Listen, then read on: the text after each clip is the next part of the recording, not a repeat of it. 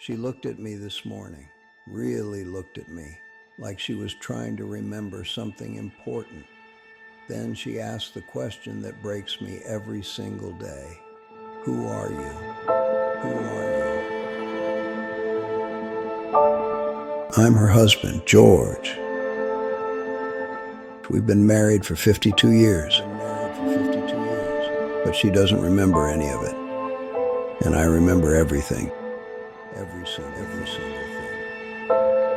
That's the cruelest part. My name is George. I'm 87 years old, and the woman I've loved for half a century, the woman who was my entire world, now looks at me like I'm a stranger who knows too much.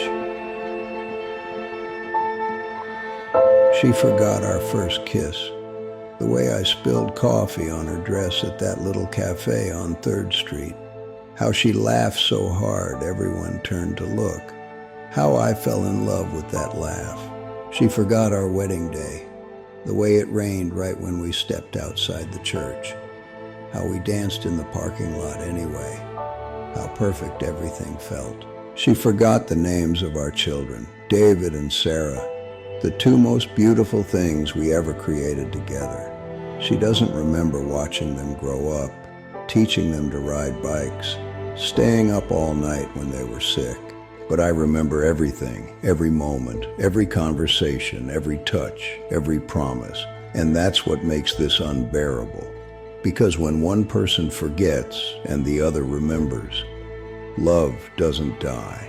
It transforms into something else, something heavier, something that sits on your chest when you wake up at 3 a.m., something that whispers to you in empty rooms. People think dementia is about forgetting facts, forgetting where you put your keys, forgetting someone's name. But it's not that simple. It's about losing yourself, piece by piece, day by day, until the person you loved becomes a ghost wearing familiar skin. Nancy is still here. Her body is here. I can touch her hand. I can see her smile. But Nancy, my Nancy, the woman who knew me better than I knew myself, she left years ago, and I've been chasing her shadow ever since. People think dementia steals memories, but that's not quite right. It steals identity. Nancy didn't just forget what happened, she forgot who she was. The woman who raised 2 children while working full-time. The woman who never missed a parent-teacher conference. The woman who could make a dinner party out of whatever was in the fridge. The woman who was stronger than anyone I ever met. That woman is gone. And in her place is someone who doesn't recognize her own reflection. She used to tell me years ago, before any of this started, "George, if I ever lose my mind, promise me something." "What's that?" I asked. "Promise me you won't let me disappear." I laughed, because the idea seemed impossible. Nancy disappearing? Never. But I didn't understand what she meant. She wasn't talking about dying. She was talking about this, about becoming someone who doesn't know her own story, someone who looks at photos of her own wedding and doesn't recognize the bride. One morning, I found her standing in the hallway, just standing there, staring at the walls like she was seeing them for the first time. "Nancy," I said gently, "you okay?" She turned to me, and there was this emptiness in her eyes. "Is this our house?" she asked. 3 words that destroyed me. "Yes, honey, this is our house. We've lived here for 32 years. She looked around, touching the walls like a stranger. Then she whispered something I'll never forget. "It feels like I woke up in someone else's life." I didn't know what to say, because she wasn't wrong. Friends stopped visiting after a while. They didn't mean to abandon us. They just didn't know what to say, didn't know how to act around her, didn't know how to watch someone they loved disappear. So the calls got less frequent. Then they stopped, and our world got smaller and smaller until it was just Nancy and me, and the silence, the terrible, crushing silence. One day she found an old photo album, our wedding album. She sat with it for a long time, turning pages slowly. I watched her from across the room, hoping, praying that maybe something would click. She pointed to a picture of me, young in a tuxedo, grinning like an idiot. "That man looks kind," she said softly. My throat tightened. "That's your husband," I said. "That's me, a long time ago." She studied the photo, then looked at me, then back at the photo, trying to connect the dots, trying to see that young man in this old face. Finally, she said something that shattered every piece of me. "I hope he loved her." I couldn't breathe, because he did. God, he loved her. More than anything in this world, more than his own life, and he still does. At night, sometimes she wakes up screaming. She doesn't know where she is, doesn't know who I am. She thinks strangers broke into her house. She thinks she's been kidnapped. I learned to speak very softly in those moments, to move very slowly, to turn on the lights gradually, to become as gentle as I possibly can. "It's okay," I whisper. "You're safe. I'm George. I'm here to help you." Sometimes it works. Sometimes she calms down. Sometimes she even lets me hold her hand. Other times she pushes me away, tells me to get out, screams for someone to save her, from me, from the man who would die for her. Love stopped being romantic somewhere along the way. It became survival, hers and mine. People ask me if I'm tired, if I ever thought about giving up, putting her in a facility where professionals can care for her. I never answer honestly, because the truth is too complicated, too heavy. Yes, I'm tired, more tired than I've ever been in my life, but not of her, never of her. I'm tired of remembering, tired of being the only one who carries our entire life, tired of loving someone who doesn't know they're loved, tired of grieving someone who's still alive. Memories became ghosts. They follow me through every room. They sit in empty chairs. They whisper in the middle of the night. They show me everything I've lost, and they won't let me forget. One evening, something happened that gave me hope, just for a minute. Nancy reached out and touched my face. Her hand was warm, soft, familiar. Her eyes looked different, clearer, almost like she was seeing me, really seeing me. "You're very kind to me," she said. My heart stopped. I waited, hoping, praying, that maybe this was it. Maybe she remembered. Then she asked, "Are you my brother?" Something inside me broke that day. Something that I didn't know could still break. But I didn't correct her. I didn't say, "No, I'm your husband." Because what would that accomplish? Confusing her, upsetting her, making her feel bad for not remembering. So I just said, "Yes," something like that, "someone who cares about you very much." And she smiled, relieved, content with that answer. That was the day I finally understood. Dementia doesn't just destroy the person who forgets. It destroys the person who remembers. Because love needs two minds to survive, two hearts that recognize each other, two souls that know each other's stories, and we only have one left, mine, carrying the weight of both of us. Sometimes I sit beside her while she sleeps. I watch her face. In sleep, she looks peaceful, almost like the Nancy I married. No confusion, no fear, no searching for something she can't find, just peace. But I know the truth. She's not fully here anymore. She's somewhere I can't follow, somewhere between memory and emptiness, a place that has no map, no directions, no way back. And I'm standing on the edge, holding her hand, refusing to let go, even though she doesn't know I'm holding on. The doctors tell me it will get worse. They use words like progressive and degenerative. They tell me what to expect, that eventually she won't recognize faces at all, won't be able to speak, won't be able to feed herself, won't remember how to swallow. They're preparing me for the end. But how do you prepare for losing someone who's already gone? Sometimes I wonder something terrible. If she could remember everything again, just for one day, would she still choose me? Would she look at this old man, this tired, broken version of her husband, and still want him? Or would she be angry that I let her become this, that I couldn't save her? Sometimes I'm afraid of the answer, but mostly I'm just afraid of the silence that's coming, when she's completely gone, when there's no one left who remembers, when our entire life exists only in my mind, and when I'm gone, it'll all disappear forever, like we never laughed together, never held each other, never promised forever. But then, last week, something happened, something I'm still trying to understand. Nancy was having a good day, a rare, beautiful, impossible good day. We were in the sunroom, the one with the big windows that face the garden. She was watching the birds, robins. She always loved robins, and I was watching her, just soaking in the sight of her. The way the afternoon light touched her face, the way she tilted her head when she was interested in something.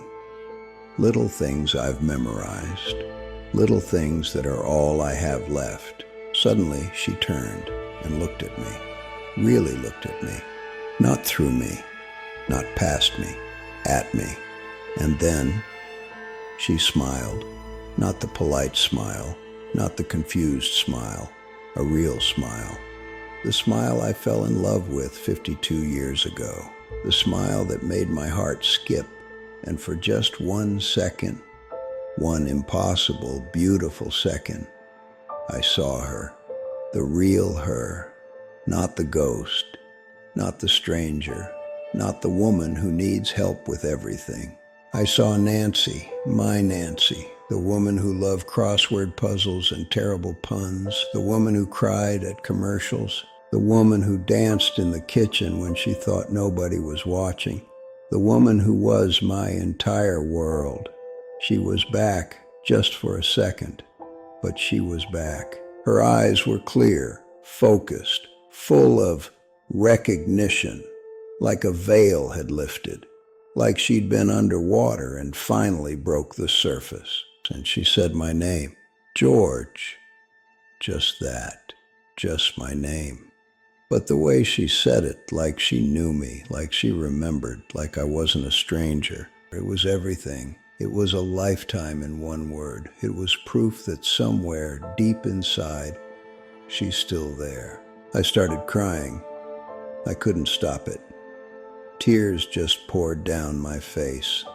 All the grief, all the loneliness, all the years of holding it together. It all came out. Nancy reached up and touched my cheek. Her hand was cool, soft, familiar, and she asked so gently, "Why are you sad?" I wanted to tell her everything. I wanted to say, "Because I miss you, because you've been gone for so long, because I've been alone for years even though you're right here, because I would give anything, everything I have, everything I am, for you to remember us, to remember our life, to remember how much I love you." But I didn't say any of that because I knew she wouldn't understand. I knew it would only confuse her, maybe frighten her. So I just said, "I'm not sad, Nancy. I'm grateful."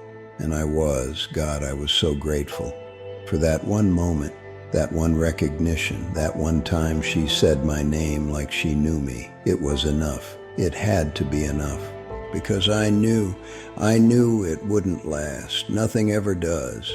Within an hour, she forgot again. Her eyes got that distant look, that searching look, that lost look. She didn't remember saying my name, didn't remember touching my face, didn't remember that moment at all. She drifted back into the fog, back to that place I can't reach, and I was alone again. holding a memory she doesn't have. But I'll remember for both of us. That's my job now, my purpose.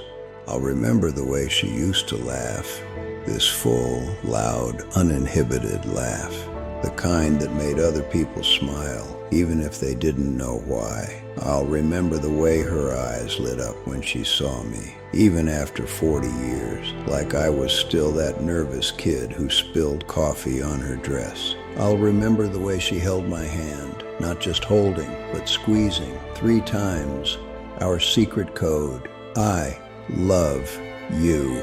I'll remember our wedding day, how it rained, how she didn't care, how we danced in a parking lot like we were the only 2 people in the world.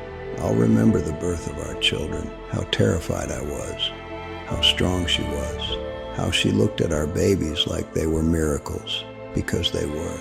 I'll remember the day we bought our first house, how we had no furniture, how we ate pizza sitting on the floor, how we didn't care because we were home.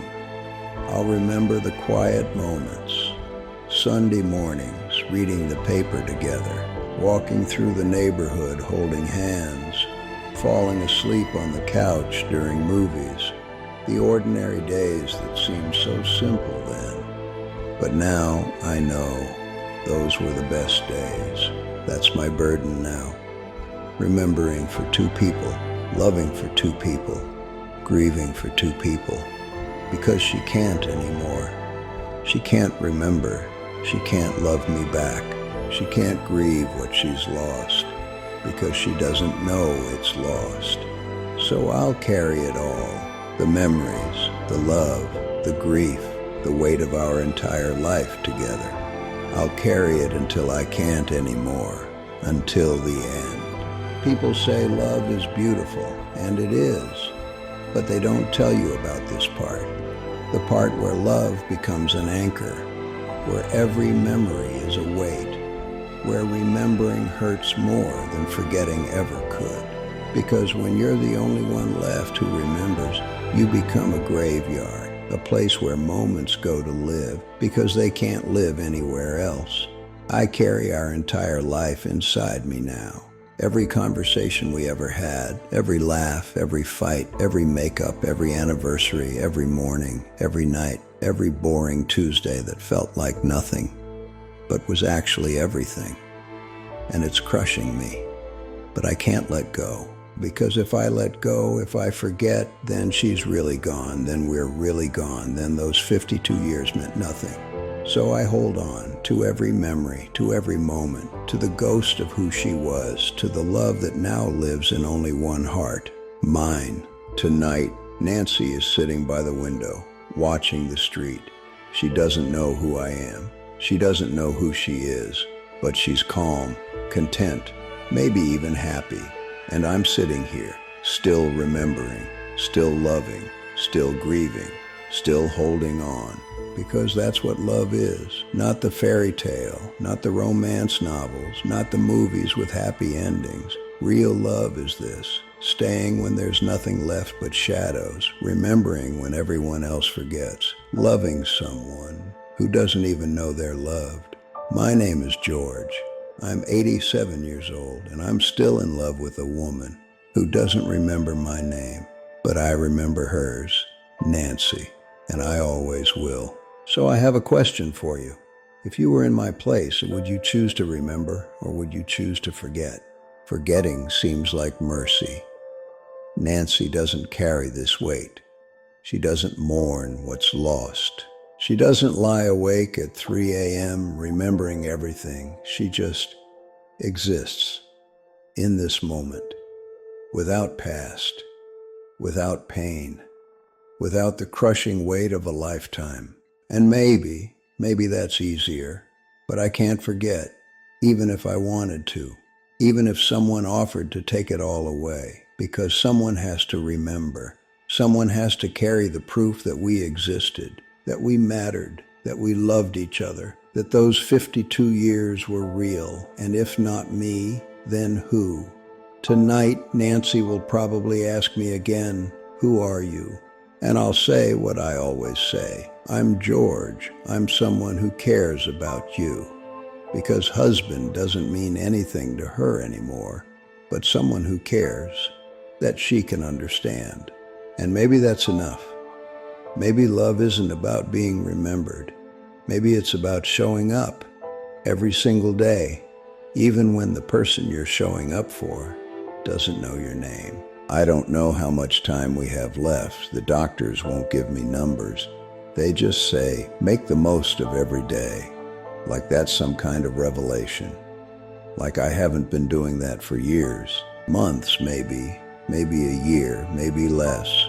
But I'll be here every single day, remembering, loving, holding her hand, even if she never holds mine back. Because that's what love is. Not the romantic kind they sell in movies. Not the kind with grand gestures and perfect moments.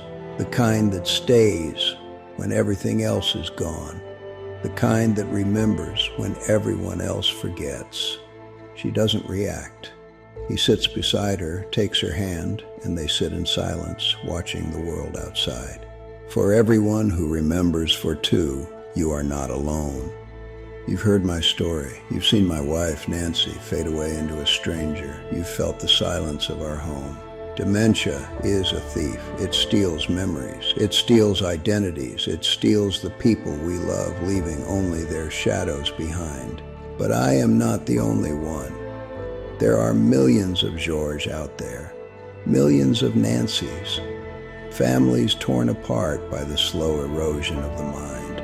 Caregivers who wake up every morning to a stranger, who answer the same question 100 times a day, who grieve for the living.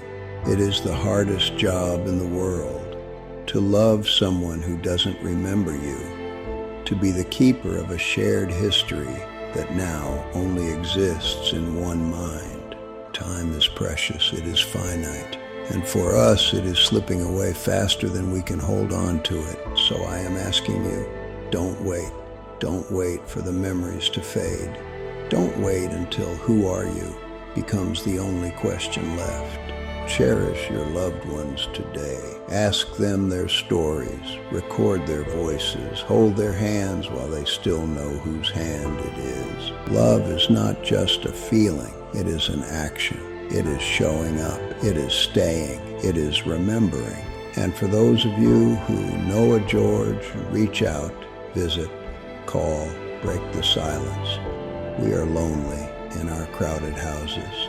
Don't let us disappear. Don't let Nancy disappear. We are still here. We still matter. Even if the light is dimming, even if the sun is setting, there is still love in the twilight. Be the witness. Be the memory. Be the proof that love existed.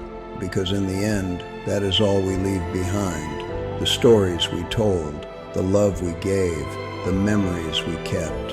I am George, I remember Nancy, and I hope one day someone will remember me. Don't let the story end in silence. Share your love today before the sun goes down. Thank you for listening. Thank you for remembering. Please support Alzheimer's research, support caregivers, and never, ever take your memories for granted. Silence.